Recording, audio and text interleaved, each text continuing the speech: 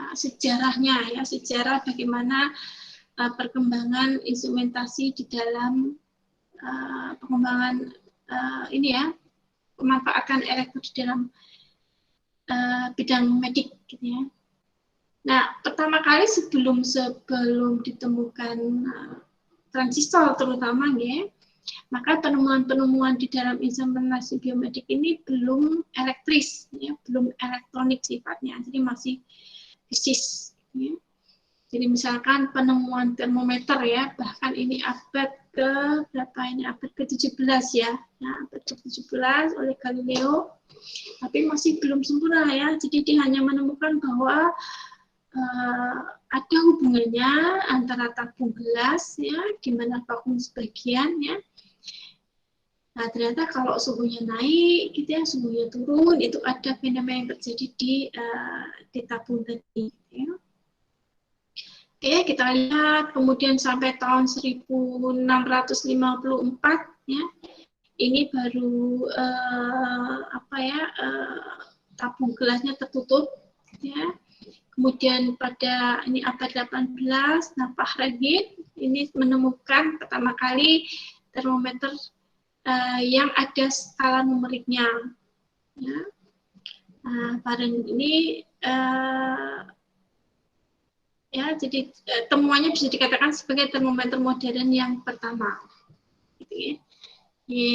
Kemudian ini pasti akan berkembang ya, kan termometernya kan ada, kita kenal ada Fahrenheit, ada Celsius, ada Reaumur, nah itu masing-masing mempunyai skala numerik masing-masing.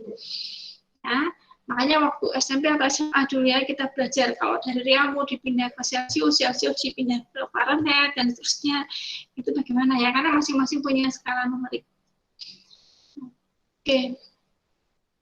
Nah, kemudian setelah abad 20, nah baru kemudian perkembangan itu semakin pesat ya. Kita kenal ada digital termometer awalnya, kemudian kita sekarang mulai kontakless termometer dan seterusnya.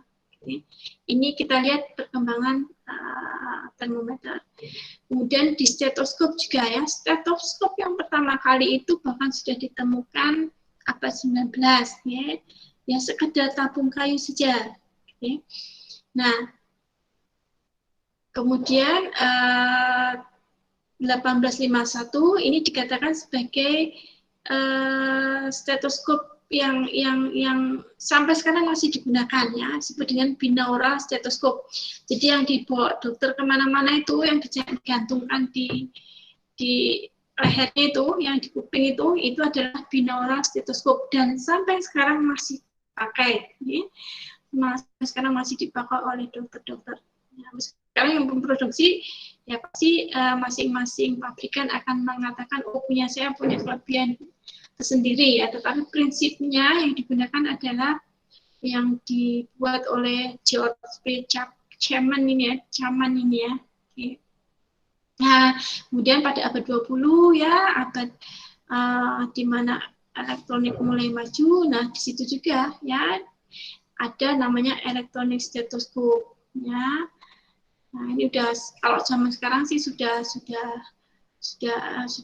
kemana-mana gitu ya. Nah, tapi dulu ketika kalian belum lahir, nah itu ya dokter ya untuk melihat tekanan darah dan sebagainya ya, nafas pasien seperti apa ya pakai ini. Dan ini juga masih dipakai sampai sekarang. Oke. Nah, perkembangan instrumentasi biomedis, utamanya untuk elektromedis, itu terkait dengan perkembangan kemajuan ilmu dan teknologi pada bidang teknik elektro. Ya. Jadi, perkembangannya pesat terjadi di abad 20, ya, tahun 1900-an ya, di mana perkembangan teknologi bidang teknik elektro mulai pesat. Ya. Di mana sih? Kapan sih? Nah, saat semikonduktor itu ditemukan. Ya. Saat semikonduktor transistor itu ditemukan, nah itulah mulai berkembang pesat ya. Jadi segala hal sebenarnya ya, ketika zaman dulu transistor itu tidak seperti zaman sekarang ya, dia menggunakan tabung besar-besar gitu ya, jadi radio itu besar-besar gitu kan. Nah begitu ada transistor, kemudian muncul radio transistor. Nah zaman dulu radio transistor itu sudah bagus ya, karena yang tadi gede-gede gitu ya, diubah jadi kecil-kecil gitu ya. Nah, semakin lama semakin maju, semakin maju, sekarang nggak transistor lagi ya, sudah dalam bentuk IC ya. Jadi transistor yang sudah disimpan dalam kepingan kecil gitu ya, udah ribuan transistor. Bahkan sekarang sudah microcontroller ya, tidak hanya transistor, tapi di dalamnya sudah ada pengolah sinyalnya ya. Oke. Nah, kalau kita lihat ya, kita lihat perkembangan dari abad ke abad ya, mulai dari abad sebelum abad 20, ini awal abad 20 itu sudah ditemukan mesin X-ray ya, mesin X-ray seadanya ya, oleh Ronson ya, dan sampai sekarang kita temukan juga. Dan mungkin unik juga karena mesin X-ray ini penemuan yang tidak disengaja. Ya. Jadi sinar X itu adalah sinar yang tidak sengaja dicari. Ya. Jadi Ronson itu melakukan penelitian itu tidak dilakukan untuk mencari sinar X ya, tapi kemudian dia menemukan itu ya, dan kemudian dipakai sampai sekarang ya. Tentunya dengan perbaikan-perbaikan ya. Jadi sekarang sudah menggunakan bentuk elektronika sudah maju, maka X-ray nggak hanya X-ray aja, ada CT scan, ada PET dan seterusnya. Oke, ini perkembangan abad 20 kalau kita lihat mulai dari ECG ya. ECG ini, ini nih. Nah ini ECG zaman dulu tuh begini ya, besar sekali ya. Jadi kaki masukkan ke cairan, tangan masukkan ke cairan, dua-duanya. Kemudian ini ada sistem elektronisnya ya, yang akan mengukur kelistrikan yang terjadi saat jantung itu berdetak. Nah ini zaman dulu ya. Kemudian pH elektrod ya. Oke, kemudian apalagi EEG zaman dulu juga nih. Di EEG itu mengukur kelistrikan yang ada di dalam otak ya. Nah ini zaman dulu ya. Kemudian ada, nah ini contohnya zaman dulu. Nah kemudian ketika semikonduktor itu ditemukan, maka teknologinya cepat sekali ya. Jadi coba kita lihat, ini kalau dilihat dari referensi yang saya dapatkan ya. Greatest engineering achievement in the 20th century ya, jadi pencapaian engineering yang terbesar gitu ya di abad 20. Pertama dalam bidang elektronik. Nah, ditemukannya silikon ya, silikon transistor ya. Jadi silikon itu kan satu bahan yang sebenarnya tidak menghantarkan listrik ya. Makanya kalau di dalam kecantikan kan ada suntik silikon gitu ya katanya ya, atau implan silikon. Apa nggak takut kesetrum? Oh tidak ya. Jadi silikon itu tidak menghantarkan listrik ya, tetapi kemudian dibuat sedemikian rupa, apakah dalam bentuk diode ya, jadi ada dua silikon yang sudah diberikan donor ya, donor elektron sehingga dia bisa mengantarkan listrik ya, maka menjadi diode atau menjadi 3 lapis ya, transistor, dioda.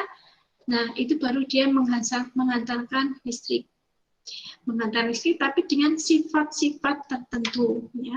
Jadi kalau dulunya cuma dikenal adanya resistor, bukan resistor ya, insulator dan konduktor. Kalau konduktor mengantarkan listrik, kalau insulator dia tidak mengantarkan listrik, sudah itu saja. Ya. Kemudian ada semikonduktor, di mana apa? Oh dia bisa mengantarkan listrik dengan syarat, nah, misalkan syaratnya harus begini, harus searah, misalkan, atau kalau transistor, oh dia harus punya syarat seperti ini, oh dia ternyata bisa menguatkan sinyal ya.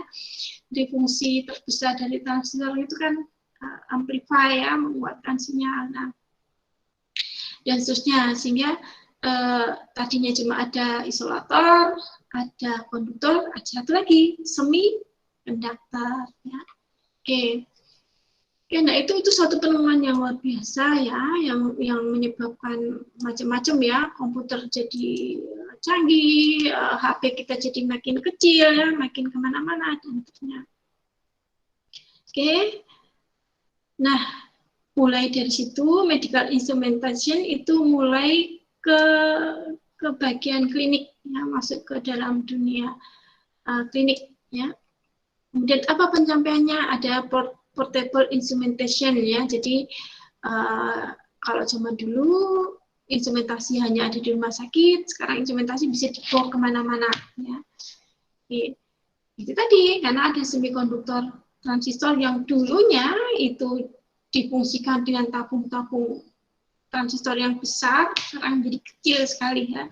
Jadi kita bisa membuat instrumentasi yang bisa dibawa kemana-mana, ya. Oke. Kemudian apa lagi? Nah, implantable devices, ya. Jadi ada peralatan-peralatan yang kita bisa implankan. Kemudian capaian pada IC, ya, integrated circuit, yang tadinya hanya resistor saja, sekarang sudah resistor-resistor ribuan sudah disimpan dalam satu IC, ya. Kemudian berkembang lagi menjadi microcontroller, ya, jadi tidak hanya resistor saja disimpan, tetapi dalam satu keping tadi sudah punya fungsi, ya, ada fungsi mengolah, fungsi untuk mengontrol sesuatu, menerima sinyal, menerima sinyal, kemudian mengolah, mengkalkulasi, memproses, kemudian mengeluarkan output, ya. Oke. Nah, ini kemudian berpengaruh juga pada medical application, ya, di aplikasi dalam bidang medik. Nah, ini beberapa temuan